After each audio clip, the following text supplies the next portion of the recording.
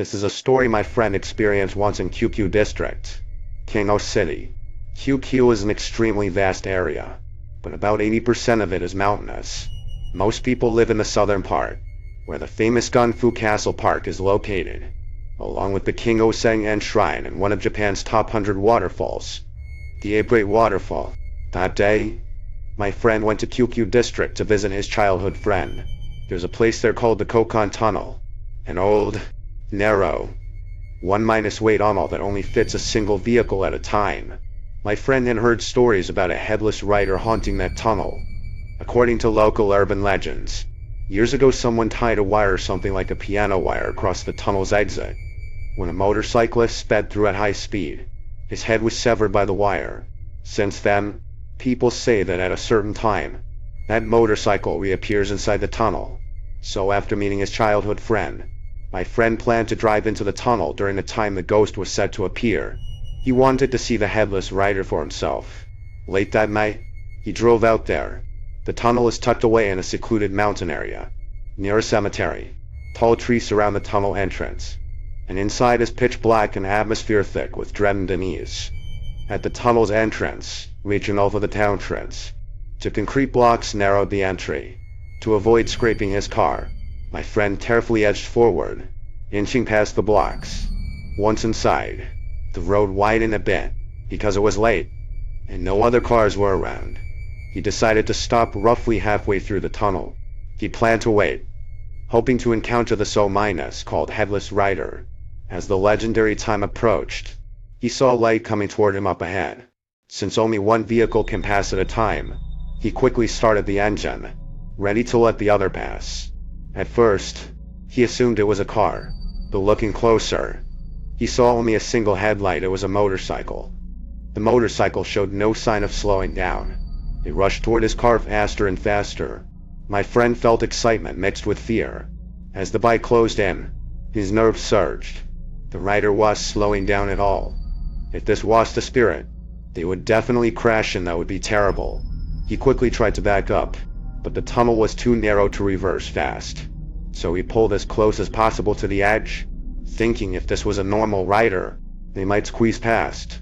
But the motorcycle showed no intention of passing by the side. It came straight at his car. My friend thought, "This is it. We're going to crash." Just as the thought crashed through his mind, the motorcycle suddenly whooshed straight through the car. He was sitting inside, yet he saw the translucent motorcycle pass right through. The rider clearly headless. It was the first time a cheaty ever come that close to something supernatural. He was genuinely terrified. He forced himself to hold back panic, then sped toward the tunnel exit as fast as he could. Looking in the rearview mirror, he saw a motorcycle headlight chasing him. Terrified, he slammed on the accelerator, desperate to escape. When he finally emerged from the tunnel and glanced back, the motorcycle's light vanished instantly into the darkness. Only then did he finally breathe a sigh of relief.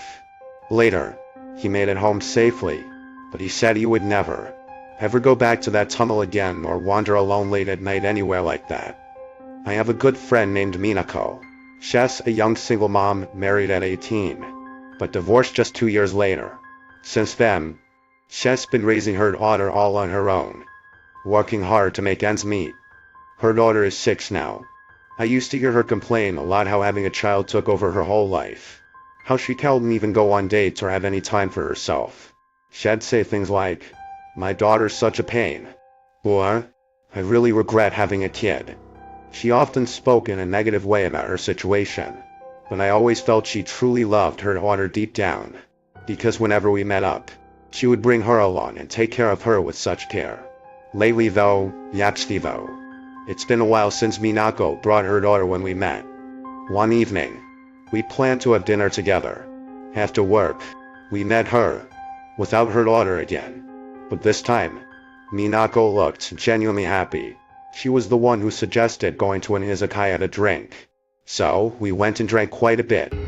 After we had a few drinks, I got curious and asked why she seemed so cheerful. She told me she had started dating again. Seeing her so happy, I was genuinely glad for her. She was still so young and deserved her own life outside of motherhood. Since it had been so long since I last saw her daughter, I asked, "Where's your girl?" Minako took a long gulp of beer, then said, "She's at my parents' place." I asked what she had gone back there, and she started telling me about her return to her family home the first time in almost 10 years. On her birthday, she took her daughter back to visit her parents, who she hadn't seen in a decade. Being back home, she looked around the countryside and felt so nostalgic for her childhood. She took her daughter for walks everywhere, then decided to visit her old school. On the way there was a fork in the road that led to a shrine up in the mountains. To get there, you had to pass through an old tunnel, one wrapped in mystery and local legends. Minako had played there often as a child and didn't think much of it back then. At the fork, she suddenly felt like visiting the shrine, so she went with her daughter. The tunnel entrance was just as old and worn as before. Some lighting had been added, but it looked like it had been installed ages ago. Only one light inside still worked, the rest were broken. They stepped into the tunnel. As they passed underneath the lit bulb, it flickered and went out.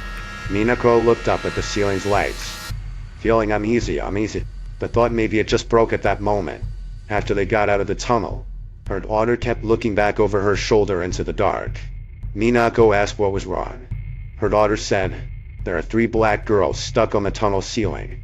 Though her daughter's words sounded strange, Minako didn't take it too seriously. They made it to the shrine, but it had fallen to ruin, just a bunch of broken down buildings. Nothing else was there. So Minako decided to head back towards the school to have a look there. Just then, her daughter said, "Mom, can we not go through that tunnel?" When asked why, her daughter said, "Because besides those 3 black girls, I saw someone else.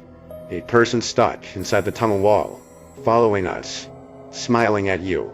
Mom, it was really scary. Hearing this, Minako mind suddenly flashed back 2 long forgotten memories from her childhood. She confessed that she had actually been bullied as a child, which was why she often played alone near that tunnel. During that time, she met a strange person there, someone who always appeared suddenly inside the tunnel. That person was her only friend back then. One birthday, she went to play in the tunnel alone. As usual, that person appeared and played with her. Then they said they would grant Minako one birthday wish. Minako felt happy hearing that, but thought it was probably just a joke. So she casually wished for the bullies who tormented her to disappear. That person said, "Bring them to the tunnel. I will make your wish come true." Her young mind played along, thinking it was only a joke and that nothing would actually happen.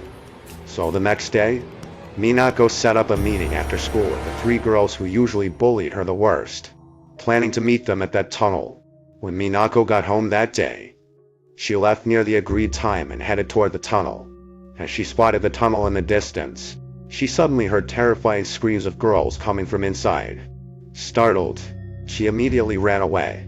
From that day on, those 3 girls who bullied her disappeared, and Minako never dared to go near that tunnel again. She said that moment made her suddenly remember those long forgotten memories. A chill ran down her spine, and fear gripped her. But the only way home was through that tunnel. One day, when she was walking with her daughter to the tunnel entrance, reaching over the tunnel entrance, she saw the silhouette of 3 girls standing beneath a single light hanging inside the tunnel. They seemed to be staring right at her. Behind those 3 girls stood a familiar figure, someone she remembered from childhood. The person who had promised once to grant her birthday wish. That person smiled at her, watching their lips. It seemed they were saying, "Happy birthday." Minako frowned, feeling a little irritated, but still held her daughter's hand and slowly passed through the tunnel. When I heard what she said, I was shocked. It was so terrifying. I quickly asked her if anything else happened after that. She looked at me for a moment, then her expression darkened before suddenly turning happy again. Smiling as she sipped her drink, she said, "You didn't see me on my own. I'm doing fine here, and here I am, drinking and chatting with you, aren't I?" That night after returning home, I reflected on everything Minako had said. A sense of unease crept over me as I pieced together her story: the birthday wish, the tunnel, the 3 girls who vanished. She had said not long ago, on her birthday, she took her daughter back to her family house, passing through the tunnel, and recently, no one had seen her daughter. She said her daughter stayed at her family's place now. I remembered how Minako often complained to me before, regretting having a child. She wished she could be alone. Suddenly, a complicated and terrible thought crossed my mind. Had the number inside that tunnel changed from 3 girls to 4? This is something I experienced myself 8 years ago. Back then, I was only 20. Around October, my 5 male friends and I got into a car and went out to Renzo, Kanagawa Prefecture. There was a place called the Kodara Tunnel there. We went to test it out. After we parked the car, we took flashlights and climbed the stone steps leading to the tunnel. The tunnel sat atop what used to be a crematorium. As we climbed, our voices echoed quietly in the darkness. Trees surrounded us. Straight ahead was a fence. We walked together to the fence, when one friend shouted that Chidi spotted a well. The whole group hurried over excitedly. Indeed, there was a well there. One friend shone his flashlight down into the well. The beam disappeared into pitch blackness. We peered down but couldn't see anything. Suddenly, I heard strange breathing mixed with a laugh coming up from inside the well. It was a woman's voice. I asked everyone if they'd heard it too. Only I and 2 other friends heard the laugh, no one else did. A little scared, I suggested we retreat first.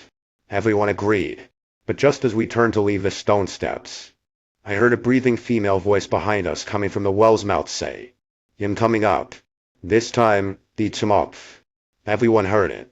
We screamed and ran down the steps like mad, jumped into the car, and sped away. On the drive, one friend asked, "What was that sound just now?" Everyone talked over each other with guesses and fears. The friend who'd even last on the steps just said, "On the way down, I felt someone constantly tapping me from behind." Hearing that, everyone grew seriously afraid and fell silent. When we stopped at a convenience store, we all got out, and I saw that friend, the one who said he'd been tapped. His clothes made me freeze. His shirt and pants were covered in something that looked like blood. Everyone gasped, thinking he'd been injured. He took off his shirt and underneath, he was completely unharmed. We were all stunned. The blood looked fresh. We were terrified, though nothing more happened to us that night. But all that blood, where could it have come from? What was going on? I didn't know. Could it have something to do with that woman's voice? The story dates back to when I was part of a biker gang. It's a bit embarrassing now. Me, a police officer, used to run with the worst crowd. But you know how youth is. Wild and reckless. Back then, I often rode with the gang, racing through mountain roads late at night. Besides the usual weekend gatherings, I'd sneak out after my family went to sleep, joining a few guys for midnight runs. It was a summer night, over 20 years ago. I was riding with 3 close friends, deep in some remote mountain area surrounded by forest. There was a narrow, pitch-black tunnel cutting through the woods. It was so tight only a single vehicle could pass and there were no lights inside. Honestly, I'd rather not mention the exact place, for fear someone might go exploring and get into trouble. The 4 of us, riding for motorcycles, were bored and restless. We decided to spice things up by racing 2 at a time, seeing who could cross the tunnel first. I suggested we race without headlights. I'll make it really thrilling, racing blind through the dark. Everyone thought that was a great idea. So first, 2 of them went. When they emerged, they honked to signal us to start our turn. The guy racing me was 4 years older, called Aitaka Blue Hawk. When we got ready and roared into the tunnel, darkness swallowed us whole.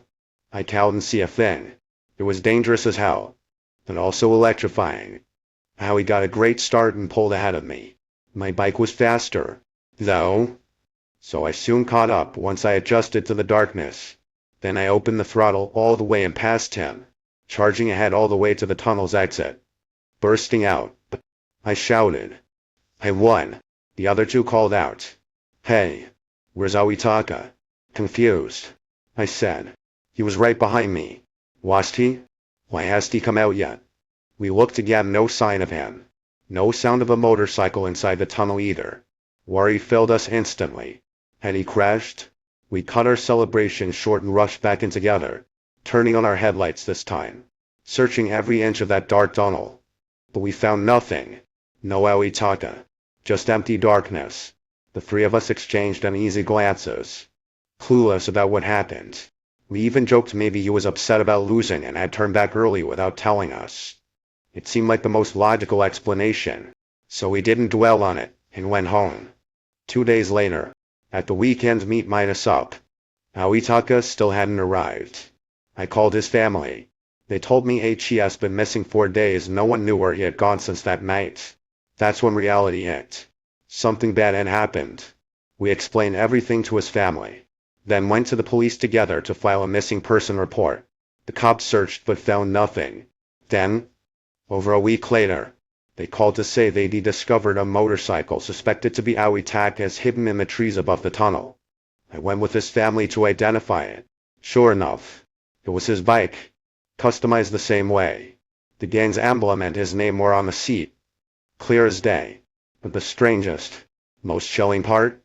The bike was overgrown with moss, covered in delicate patches as if it had been abandoned there for more than 10 years. That was the last we found. Aoitaka himself vanished without a trace. Over 20 years have passed since then. After becoming a police officer myself, every year I call the colleagues patrolling that area. I ask them to keep an eye out, search whenever possible. But so far, nothing. The local officers often advise me to give up. They tell me others who have gone exploring that tunnel have disappeared too. Usually, they find abandoned vehicles nearby, but the people are never found. The tunnel is said to be a place that swallows people up. If that's true, then Aoitaka, maybe he really was consumed by that tunnel. I was just a kid when something else happened during summer vacation. My mother went abroad to visit a single woman's father, and I, not yet having a passport, so I had to stay in Japan. Since both my grandparents had already passed away, my mother arranged for me to stay with some distant relatives for a week. Though we called them relatives, there was barely any blood relation between our families, and we rarely kept in touch. That was the first time I'd ever met them. And so, my mother brought me to the countryside where they lived. The household consisted of a grandmother, an uncle, an aunt, a sister in her 20s, and a brother in high school. The house they lived in was ancient. You had to burn firewood just to heat the bath. It had that deep countryside feel to it.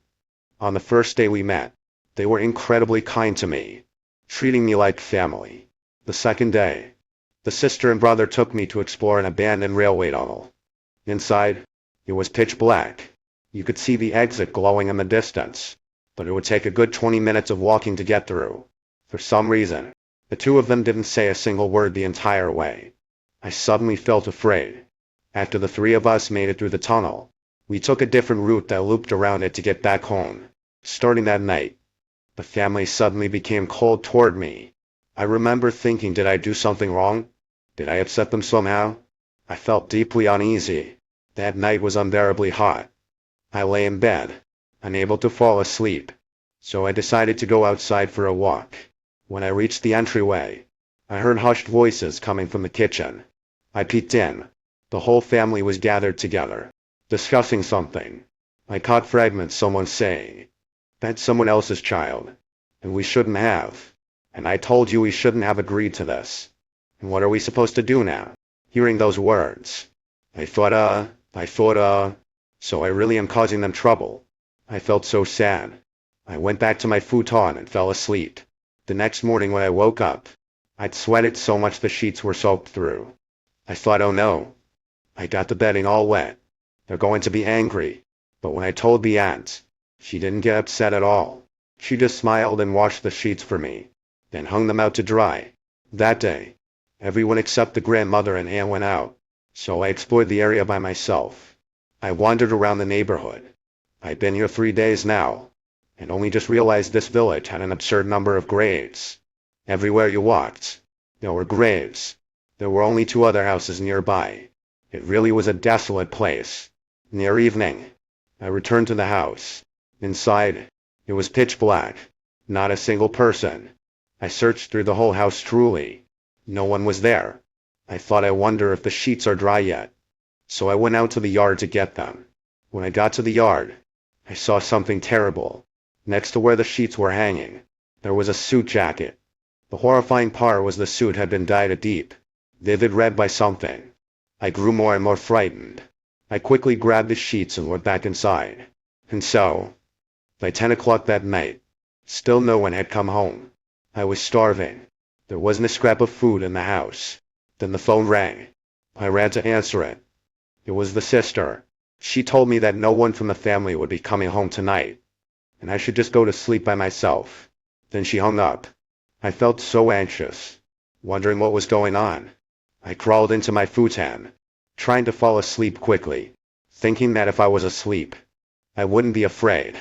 The next morning when I woke up, there was still no one in the house. I wondered what had happened. Why hadn't any of them come back? Just as I was puzzling over this, I heard my mother's voice calling my name from the entryway. She was saying it was time to go home. I thought, how could my mother, who was supposed to be abroad for a week, be here? I opened the door and saw it really was her. Instantly, I felt relieved.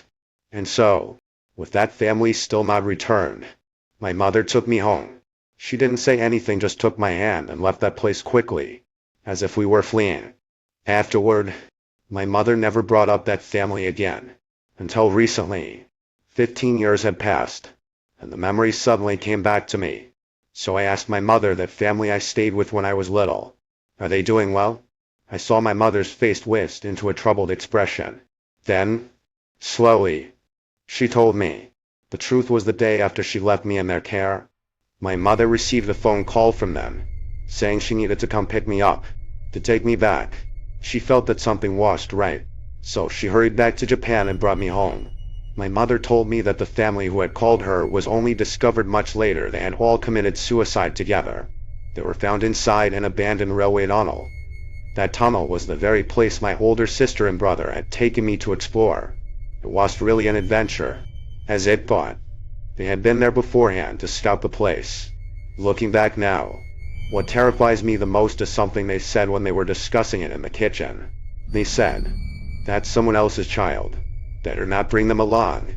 What did that mean? Were they even considering taking me with them back then?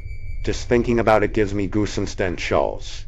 A few nights ago, I had planned to meet up with my friend Xinhai, but right before we were supposed to meet, he called to cancel. When I asked why, it turned out Xinhai's friend told him a terrifying story. Apparently, his friend had encountered a ghost and suddenly stayed over at his place. The atmosphere was so strange that I agreed to cancel. Later, Xinhai told me the whole story. He has a friend named Xinhai. That day, Xinhai and his friend Xinhai were riding around the neighboring prefecture. They were just killing time, enjoying the night. On the way back, something strange happened. Between our prefecture and the neighboring one, there's a long tunnel. Most people pass through it daily, and that night was no exception. Xinhai was driving, with his phone resting on the dashboard. As they entered the tunnel, Xinhai's phone started ringing. Xinhai asked, "Want to answer it?" Xinhai said, Nah. Signal's usually cut off in there anyway. We can deal with it later." So they ignored it. But the phone kept ringing. It didn't even go to voicemail. Xinhai asked again, "Maybe answer it?" Xinhai sighed. "Fine, I'm wait for me. You answer it."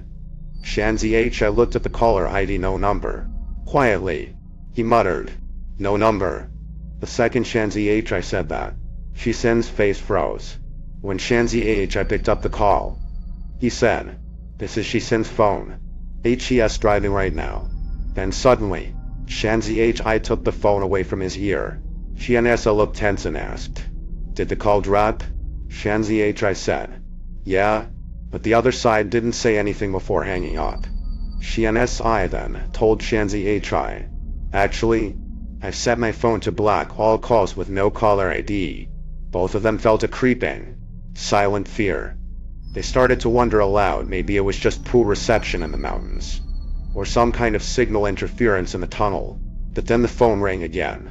Because they were spooked, they ignored it at first, yet the ringing didn't stop.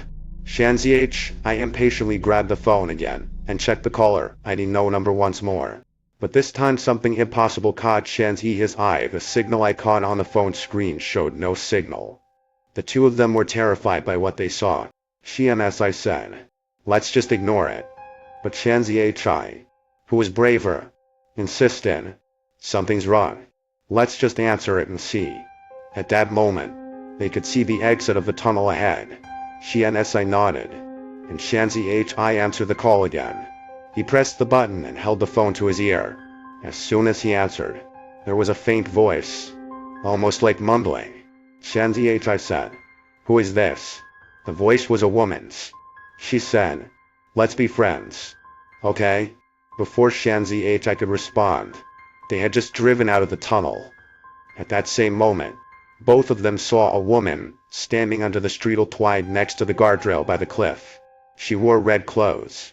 She held a phone to her ear, as if talking on the phone, and with her other hand, she was waving at them. Xinhai immediately hung up and turned off the phone. Terrified and at a loss, the two sank into an endless panic. They still had nearly 2 hours of driving to get home. The road had very few street lights. They were just too scared to keep going. So they hurried to find a place where there were more people, and then called Xinhai.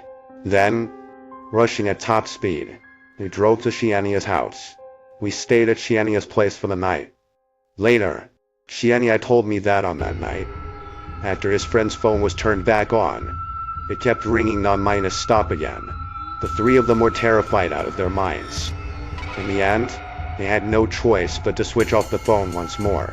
The next morning, when they turned it back on, there were several voicemail messages from unknown numbers. They didn't have the courage to listen to any of them, fearing that hearing some terrifying message might somehow bind them to whatever cursed presence stalked them. Later, I heard from Xinhai that his friend ended up changing his phone number and didn't dare drive through that tunnel again. That's a story from my university days. During summer break, I decided to go camping with some friends from the club, what you might call a student's budget trip. We were broke, so to save money on highway tolls, we chose to travel at night and planned to arrive early in the morning. There were 3 cars in total. Since it was so late, we didn't get stuck in any traffic. All 3 cars drove together toward the destination. The car I was in was driven by a guy named Chang Li. He rubbed his tired eyes while driving. As we neared the destination, we exited the highway. After getting off, we found ourselves on a quiet country mountain road. We crossed over one mountain pass after another, finally close to where we wanted to camp. Just one more stretch down the mountain road and we'd be there. Then, we entered a long, old tunnel. Suddenly, I felt like an icy hand was brushing down my back. I couldn't help but shiver. The hairs on the back of my neck stood up. I glanced over at Chang Li, who was still behind the wheel, looking sleepy but focused. I looked back at the 2 friends sitting in the back of his eye and Yujia and saw they were already fast asleep. When we reached the middle of the tunnel, the 2 cars ahead of us suddenly slowed down and stopped. It was around 4 in the morning. Perplexed, I muttered to myself, "What's going on?" Chang Li pointed ahead. I saw a police officer conducting a checkpoint, stopping cars for inspection. I thought, what kind of checkpoint is this at such an hour? Could there have been a serious crime? Maybe a murder? As Chang Li and I began talking quietly about it, Yazai and Yujia in the back also woke up, overhearing our conversation. After a moment, the first car finished the inspection and the officers started checking the second car. I noticed Yazai acting strangely, trembling nervously like he was scared out of his mind. The atmosphere suddenly felt heavy. Yaza was usually quiet and didn't show much emotion, but now, he looked terrified. We were surprised, concerned. I tried to speak to him softly. Yazai, are you alright? He didn't answer, because of the way he looked. No one else said anything either. For about 10 seconds, silence filled the car. Then, while we waited for the second car's inspection to finish, Yazai muttered quietly, almost unable to speak, "That cop. HES not normal. It's like, HES not from this world." We exchanged worried glances. No one dared say more. We knew Yazai was the sort to scare people for fun. This made us nervous. Yujia kept trying to soothe Yazai. Finally, the second car's inspection ended. It was our turn. The police officer looked surprisingly normal. He smiled and said, "Thank you, Baker. So late, sorry to trouble you. Are you heading out on a trip?" He continued, "Actually, there was a hit and minus run nearby. Sorry for the inconvenience, but I need a bit of your time." He stared at us for a moment before going on. "Well, how do I say this? Don't you think hit minus and minus runs are just despicable crimes? Honestly, I hate that kind of cowardly, vile behavior from the bottom of my heart. I can't forgive those criminals. They're trash that should be wiped off society. Because of that, I'm very motivated to do these spot checks to catch dangerous offenders. Please cooperate to help us out. For your enjoyable trip, if I'm putting a damper on it, I apologize. I thought to myself, this cop really talks a lot, maybe more than necessary. But strangely, his words lifted some tension, making me feel a little calmer. Then the officer asked, "By the way, have you seen any suspicious cars or noticed anything strange around here?" Nastasia briefly explained to the officer that we were on our way to a camping trip and hadn't seen any suspicious cars along the way. Throughout the conversation, Yoko remained silent, trembling quietly. The officer replied, Oh, really? Nothing at all?" Then, he stared at us with a doubtful look, as if expecting us to reveal something more. But we honestly knew nothing, so we said nothing further. After a moment, the officer said, "Thank you for your cooperation. You may go." Just like that, he decisively ended the questioning. Nastashi started the car. The moment he released the handbrake, he murmured softly to himself, "Hurry up and become a Boodle already." Instantly, I glared at him in surprise. The officer seemed to have heard that too. His expression shifted suddenly strange and serious, and he fixed his gaze on our car. I nervously glanced at the rearview mirror. The officer gave a chilling smile and kept staring at our vehicle until we drove out of sight. Later, we arrived safely at the campsite. The days that followed were fun. Even some locals joined our activities. At night, while we all gathered around the campfire drinking and chatting, we talked about that encounter with the police inspection at the tunnel. A local there asked, "You met that officer?" One local teenager said, "Years ago, a cop was doing a spot check in the tunnel. He ran into someone who refused to be inspected. That person rammed the officer with their vehicle and fled. The officer died from the crash. About a year after that, the officer started appearing frequently in that tunnel. Looks like HES searching for the culprit who killed him. Most locals have seen him." After hearing that story from the teenager, I sincerely hoped that one day they'd find the culprit, so the officer could finally rest in peace, or rather, become a Buddha, though it was a little terrifying. Experiencing such a close encounter with a ghost was something rare and strange. I wondered if that officer might also be conducting inspections in the tunnel tonight. Last summer, my friend and I went to a place that required passing through a notorious haunted tunnel. It was about 11 at night. We'd heard of a spot there with a great view over the city, so we drove there. There was only one road, and it went through this famous haunted tunnel. You had to go through it to reach the destination. But I was scared of bad things happening, so I told my friend we should take home tour and avoid the tunnel. We went around, and soon reached the spot. We looked out at the night view and chatted casually. Around 1 in the morning, we decided to head home.